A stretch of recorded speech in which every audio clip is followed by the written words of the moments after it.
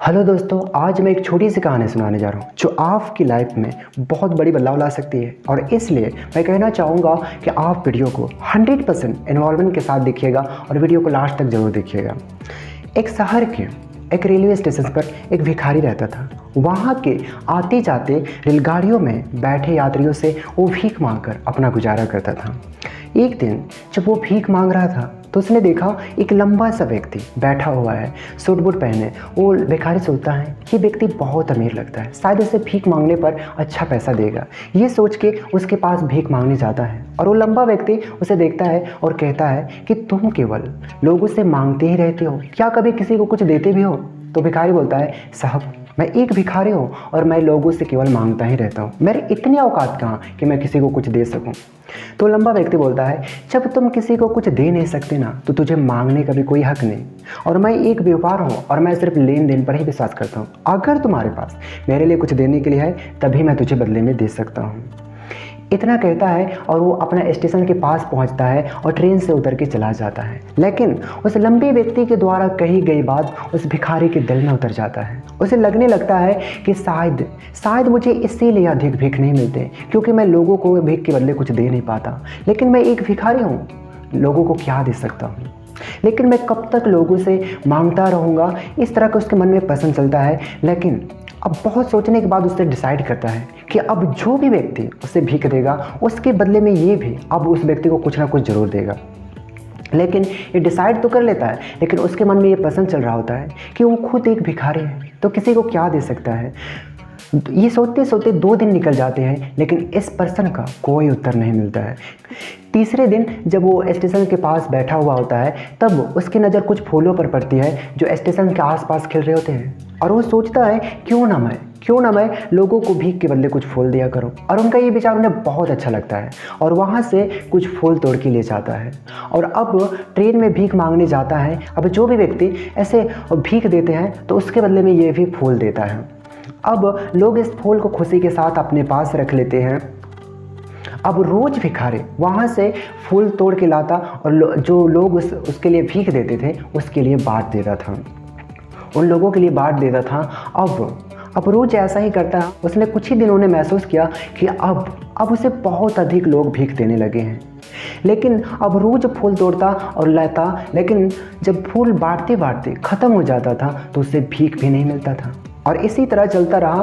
फिर एक दिन जब भीख मांग रहा था तो उसने देखा कि वही लंबा व्यक्ति जिसके वजह से उसके भीख के बदले फूल देने की प्रेरणा मिली थी, और वही व्यक्ति बैठा हुआ है। उसके पास जाता है और कहता है, आज आप मुझे भीख दीजिए, आज मेरे पास आपके लिए कुछ देने के लिए है, कहता है। और उस लंबी व्यक्ति ने कुछ भीख के रूप में कुछ पैसा देता है और भिखारी ने उसे कुछ फूल देता है उस लंबे व्यक्ति को। और वो लंबा व्यक्ति को ये बात बहुत अच्छा लगता है। वो कहता है, वाह क्या बात है, आज तुम भी एक मेरी तरह व्यापार बन चुके हो। इतना कहता है और वो ट्रेन से उतरता है और चला जाता है। लेकिन उसकी कही गई बात उस भिखारी के फिर से एक बार दिल में उतर जाता है। उस कही गई लाइन के बारे में बार बार सोचने लगता है। अब उसकी आंखों में चमक आने लगती है। उसे लगने लगता है कि अब उनके हाथ सफलता की चाबी लग गई है जिसके जरिए वो अपनी ज़िंदगी को बदल सकता है।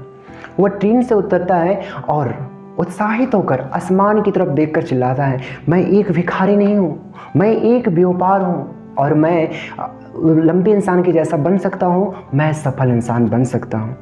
ये कह के चिल्लाता है और वहाँ के आसपास के लोग देखते हैं, सोचते हैं कि शायद ये भिखारी पागल हो गया है। लेकिन दूसरे दिन से वहाँ के फिर कभी नहीं देखता है। लेकिन 6 महीने बाद उसी स्टेशन पर 2 व्यक्ति सूट बूट पहने यात्रा कर रहे होते हैं। पहला व्यक्ति दूसरा व्यक्ति से कहता है, हाथ मिलाता है और कहता है, क्या आपने मुझे पहचाने? तो दूसरा व्यक्ति बोलता है, नहीं, मेरे हिसाब से हम पहली बार मिल रहे हैं। पहला व्यक्ति बोलता है, नहीं आप याद कीजिए, हम पहली बार नहीं बल्कि तीसरी बार मिल रहे हैं। दूसरा व्यक्ति बोलता है, अच्छा मुझे याद नहीं, वैसे 2 बार पहले हम कब मिले हैं? तो पहला व्यक्ति मुस्कुराता है और कहता है, मैं वही भिखारी हूँ जिसको आपने मुझे पहली मुलाकात में बताया था कि जीवन में हमें क्या करना चाहिए, और दूसरी मुलाकात में आपने बताया कि वास्तव में मैं कौन हूँ। दूसरा व्यक्ति आश्चर्यचकित होते हुए कहता है, ओ तुम वही भिखारी हो जिसको मैंने पहले मुलाकात में भीख देने से मना कर दिया था, लेकिन दूसरी मुलाकात में आपसे कुछ फूल खरीदे थे, लेकिन आज तुम ये सूट बूट में कहाँ जा रहे हो? तो पहला व्यक्ति बोलता है, हाँ मैं वही भिखारी हूँ, लेकिन आज मैं एक फूलों का बहुत बड़ा व्यापार बन गया हूँ। कुछ देर चुप रहने के बाद पहला व्यक्ति कहता है, हाँ आपने मुझे वो प्राकृतिक को नियम बताया था जिसके अनुसार तभी हमें कुछ मिलता है जब हम कुछ देते हैं, और ये प्राकृतिक नियम वास्तव में काम करता है और मैंने इसे अच्छी तरह से महसूस किया है। लेकिन मैं अपनी सोच की वजह से मैं खुद को भिखारी ही समझता रहा। लेकिन आपने दूसरी मुलाकात में बताया कि मैं वास्तव में एक व्यापार बन चुका हूँ। तब मुझे समझ आने लगा कि मैं एक भिखारी नहीं बल्कि व्यापारी हूँ। तब मुझे समझ में आने लगा था कि लोग मुझे इतने ज़्यादा भीख क्यों दे रहे थे, बल्कि भीख नहीं दे रहे थे, उन फूलों का मूल्य चुका रहे थे। लेकिन क्योंकि इससे सस्ते फूल उन्हें कहाँ मिलते। मैं लोगों की नज़रों में एक छोटा सा व्यापारी था, लेकिन मैं अपनी नज़रों में एक भिखारी ही था। लेकिन आपने मुझे बताया कि मैं एक छोटा व्यापारी हूँ। तब मैंने समझ लिया था कि मैं एक भिखारी नहीं बल्कि एक व्यापारी हूँ। जितने भी मैंने फूल बेच के इकट्ठा किए थे पैसे, उन पैसों से मैंने बहुत सारे फूल खरीदा और एक फूलों का एक व्यापार बन गया। और यहाँ के लोगों को फूल बहुत पसंद है और यही पसंद ने आज मुझे एक फूलों का बहुत बड़ा व्यापार बना दिया। अब दोनों व्यापारी खुश थे और अपनी अपनी व्यापार की बात करते हुए ट्रेन से उतरे और चले गए। दोस्तों, इस कहानी से हमें बहुत कुछ सीखने को मिलता है। इस कहानी में वो लंबा व्यक्ति गिव एंड टेक के रूल को अच्छी तरह से जानता है और दुनिया के सभी बड़े व्यापारी इस लाइफ रूल को यूज करके ही बड़े व्यापार बने हैं। इस फार्मूले को उसने भिखारी को भी बताया और भिखारी उस नेचुरल रूल प्राकृतिक नियम को अपना लिया और उसकी असर उसके जीवन पर भी साफ दिखाई देने लगा। अब वो जान चुका था कि उसे क्या करना चाहिए, लेकिन वो अपनी छोटी सोच के कारण खुद को भिखारी ही समझता रहा, स्वयं को ही नहीं पहचान पाया था, अपने आत्मसम्मान सेल्फ रिस्पेक्ट को ही नहीं जगा पाया था, जिसकी वजह से अपने सोच को भी नहीं बदल पाया था। ये कहानी हमें बहुत कुछ बताती है। अगर हम अपने सोच को बदल लें तो उससे बहुत कुछ हासिल किया जा सकता है। अगर हम खुद को छोटा ही समझते रहेंगे तो हम छोटा ही बने रहेंगे। बड़ा बनने के लिए हमें अपनी सोच को बदलना होगा, हमारी अपनी सोच को बड़ा करना होगा, तभी हम बड़ा बन पाएंगे। कहानी में भिखारी खुद को भिखारी ही समझता रहा और भिखारी ही बना रहा, लेकिन जब उसे पता चला कि वो एक व्यापारी है तो वो खुद के विचार को बदला और खुद को विचार के बदलने से उसकी जीवन बदल गया। उस लंबे व्यक्ति ने तो केवल उसका आत्मसम्मान जगा दिया था और इसी कारण वो भिखारी एक बहुत बड़ा व्यापार बन पाया था। उस लंबे व्यक्ति की बातों से उस भिखारी के जीवन में बहुत बड़ा बदलाव आया। वास्तव में उस भिखारी का सेल्फ रिस्पेक्ट जग गया था, बल्कि सेल्फ रिस्पेक्ट कुछ और नहीं बल्कि खुद के बारे में सोच होती है।